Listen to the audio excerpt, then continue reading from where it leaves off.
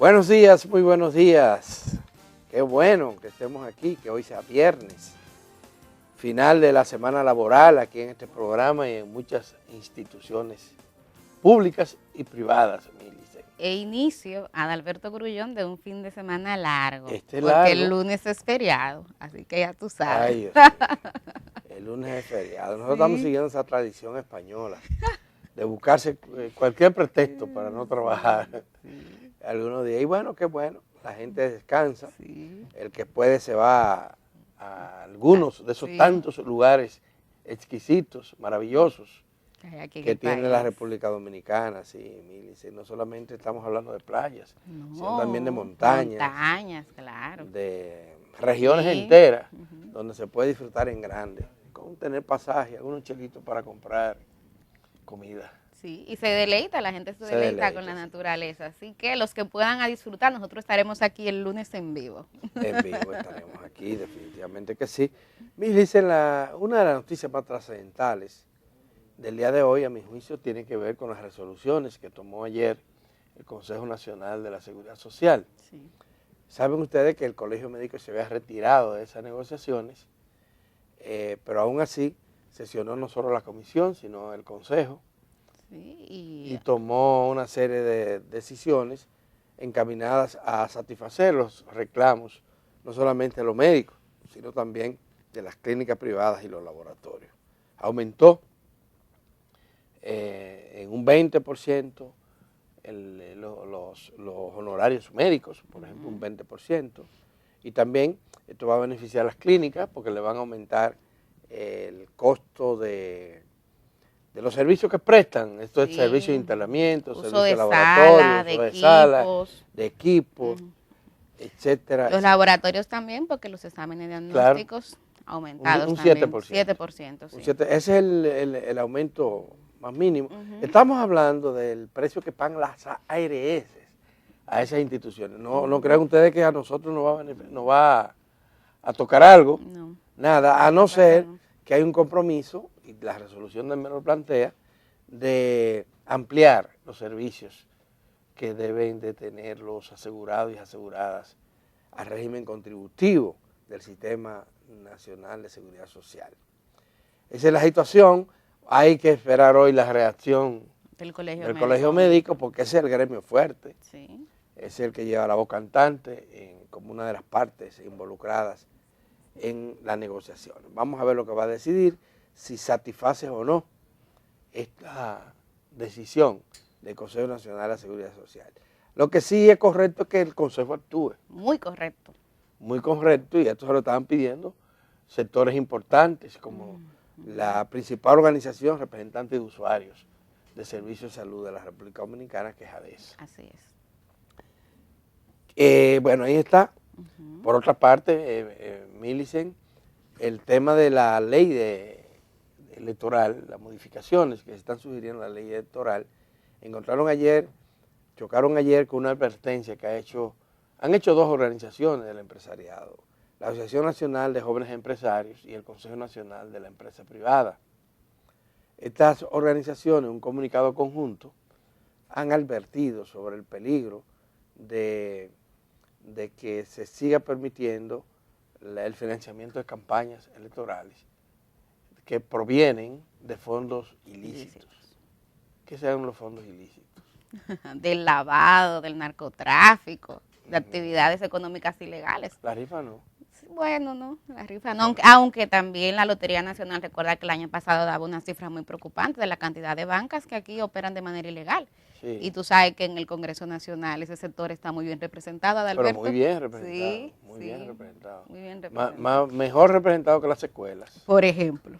Por ejemplo, para citarte un caso. Sí. Bueno, es buena esa advertencia que ha hecho el Consejo Nacional de la Empresa Privada y la ANGE. Muy buena advertencia, y los partidos políticos deben tomar en serio esto. La sociedad se está hartando, ¿verdad?, de que hagan lo que le da la gana.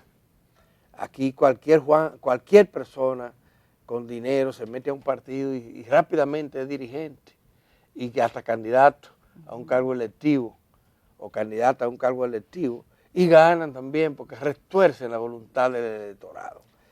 Lamentablemente el dinero pesa mucho en los procesos electorales.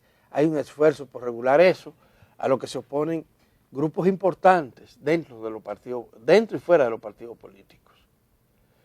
Ojalá podamos seguir fortaleciendo el sistema democrático, y esto pasa por fortalecer el sistema de elecciones, la transparencia, la equidad, porque no hay equidad.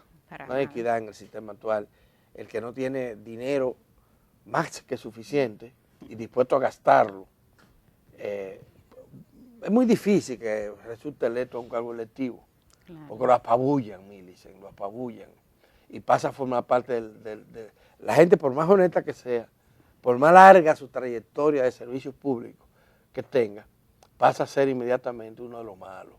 Claro, y también está el tema de que cuando entonces aceptan el financiamiento por esta vía, llegan a los puestos de poder con agendas comprometidas. Se deben a sectores que no son justamente los intereses nacionales o los mejores intereses. Entonces ahí también hay un problema, pero ciertamente ese es un tema nodal, la calidad de la democracia y de la representación popular en los estamentos de poder pasa obligatoriamente por cuál es la vía, cuál es la forma que se tiene para poder tener acceso a esos puestos. Por eso es un tema importante, y al igual que tú, saludo ese pronunciamiento del CONEP. También quería, Adalberto, referirme al primer punto que señalabas, que estoy de acuerdo contigo en que es la noticia más trascendental, yo no diría solamente de hoy, sino también de la semana. Yo creo que sí, que hay que valorar que finalmente el Consejo Nacional de la Seguridad Social haya entendido que no es un mediador, que no es un tercero imparcial, sino que es un árbitro y que puede y debe tomar decisiones, que no hay necesidad de tener comisiones especiales cuando ya ese consejo está con una representación ampliada. Ahora bien, estas medidas que inicialmente vienen básicamente a satisfacer las demandas del colegio médico, de los prestadores de servicios, yo creo, Adalberto, que deben ser apenas el comienzo de una reforma estructural que se amerita aquí en el tema de la seguridad social. Viendo las medidas, hay elementos que para mí son importantes que no se tocan, por ejemplo, la cobertura por medicamentos. Aquí, cuando uno analiza el odioso gasto de bolsillo, que es como se llama la diferencia que tiene que sacar el usuario cuando va a requerir servicios sanitarios, el 70% más o menos lo compone solamente la compra de medicamentos. Entonces, si estamos hablando de mejorar la forma y el costo del acceso a servicios de salud, es importante el tema de los medicamentos, y ese elemento ayer no se tocó. De igual manera, el mismo gasto de bolsillo.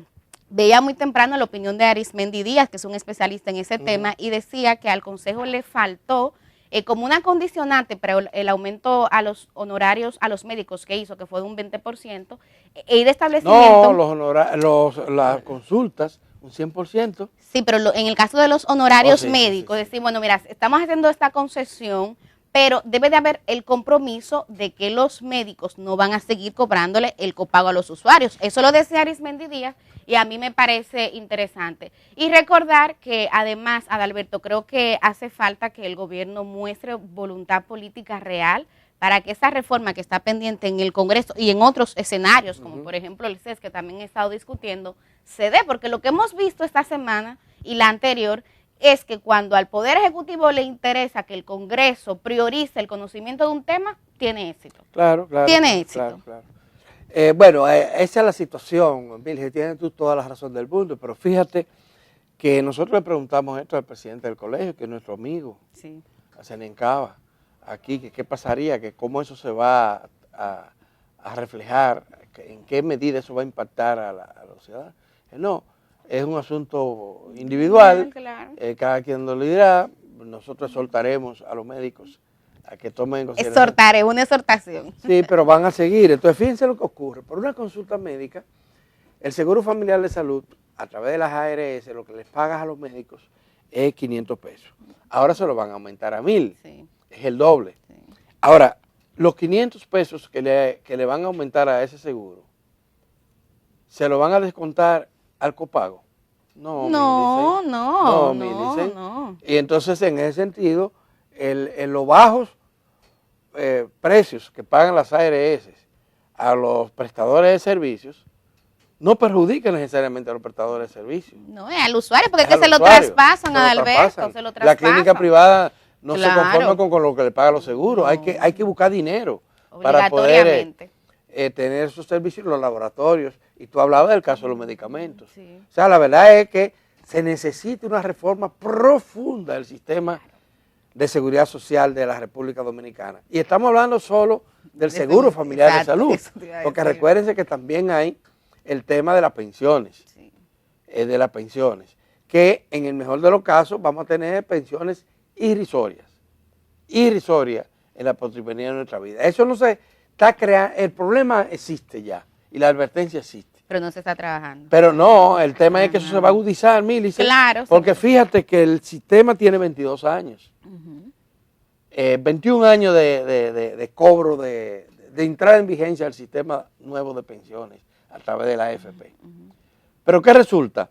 Que dentro de 10 años ya va a comenzar la gente a reclamarlo masivamente, que llegó a la edad de jubilar. Sí. Y los cuartos, porque, óigame, adicional a que el dinero no va a alcanzar para pensiones dignas, tenemos el hecho de que ese dinero está invertido en muchísimas cosas. Sí. Y a la hora de buscarlo no sabemos de dónde va a salir, y cómo va a salir. Y qué impacto va a tener en la economía global. En términos macroeconómicos. Bueno, entonces tenemos esos problemas, hay que discutirlos.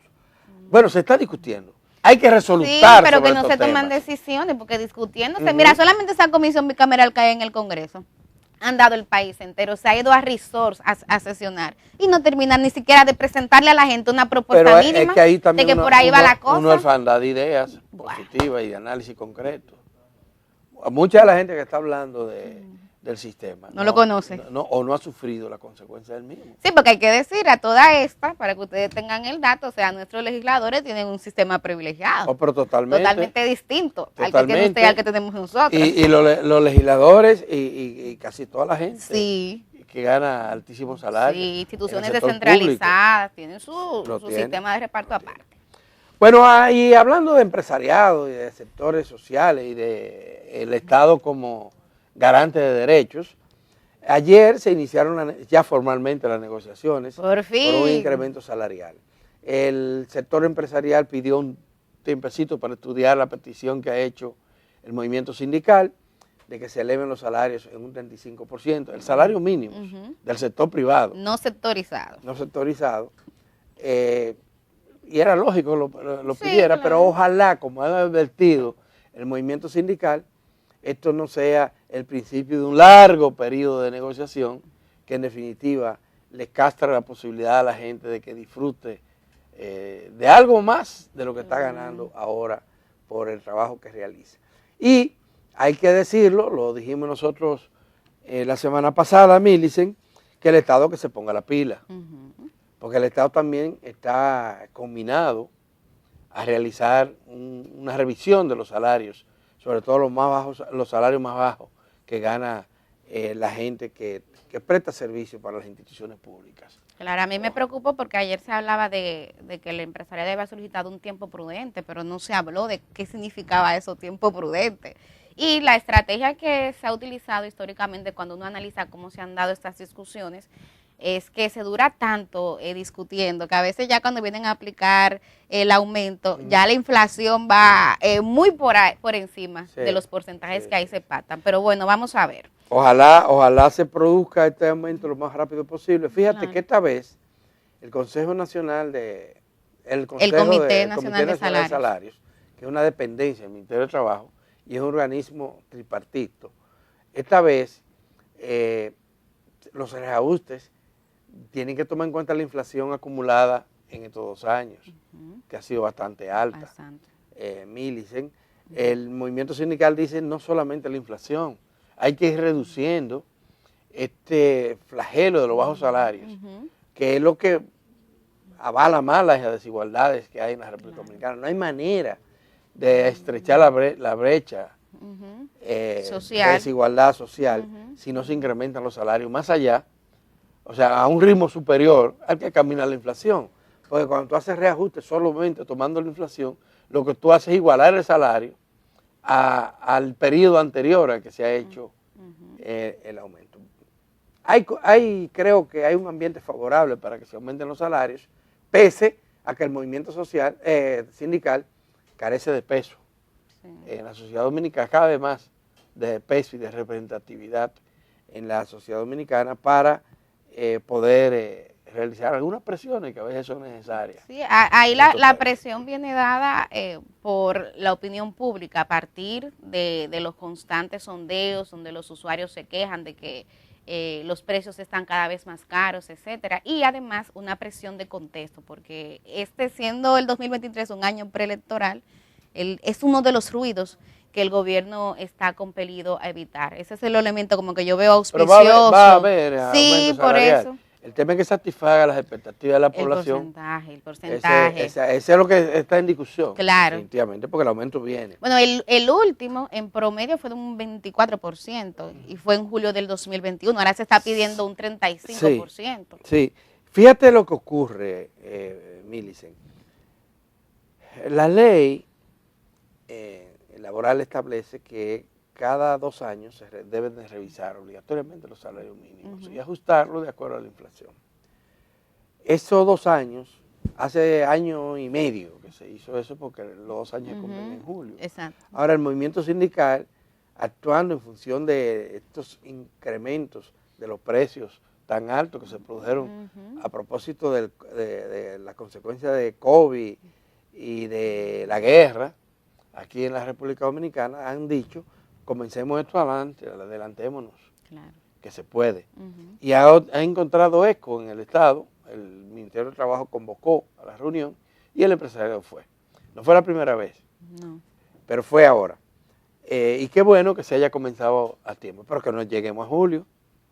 Claro. Sentido tiene si aplicamos ese aumento antes. Millicent, nos están haciendo señas de que el tiempo no ha acabado, se nos está acabando. Pero hay 2 temas que no podemos dejar de mencionar. Haití. Caramba. En Haití, señoras y señores, se complican las cosas cada vez más. Cuando pensamos que no podía complicarse más. Ahora es que las bandas se han hecho tan potentes que ahora están asesinando a policías. Y policía, tú dirías de manera significativa, 6 de un tiro y 3 de otro. 55 solamente el año pasado. Bueno, pero eso es una barbaridad. Asesinato de policías por parte de estas bandas. Y a esto se le agrega el hecho de que ayer tirotearon la residencia del primer ministro, a quien quiere muy poca gente en Haití. El problema de Haití es ese vacío enorme de liderazgo, tanto individual como político y social. No hay un solo partido político que cuente con un apoyo significativo de la población, Millicent. Y imagínate tú la cantidad de gente que está dirigiendo organizaciones que se consideran líderes, pero que no tienen. Y no tiene esa representación, no se le ve. Qué tragedia la de Haití, caramba, claro. Qué tragedia, qué difícil es esto. Hay sectores haitianos que creen que la solución es llevar tropas extranjeras para pacificar el país y que esta sea una condición importante para celebrar elecciones y elegir a alguien que pueda tener legitimidad para impulsar algunos cambios que esa nación requiere. Obviamente que los países con mayor posibilidad de apoyar el desarrollo democrático en Haití no están en eso. Están tratando de afrontar sus propios problemas internos y por otro lado, todo lo que es apoyo internacional se está concentrando en Ucrania. Recursos, equipos, armas. De todo. Para Ucrania. Todo. Y lo de Ucrania, pues cada día también con mucha incertidumbre, porque se prevé que si sigue esta escalada de armamentismo, las fábricas de armas se han activado. Y esto favorece básicamente a Estados Unidos, Inglaterra, ¿verdad? Naciones poderosas. Se han activado y están vendiendo armas de mano. Pero el llevar y obligar a que Ucrania cada vez tenga más armas, que uno no sabe si es verdad que se la están capturando, porque las noticias que llegan de Ucrania son muy parcializadas, ¿verdad?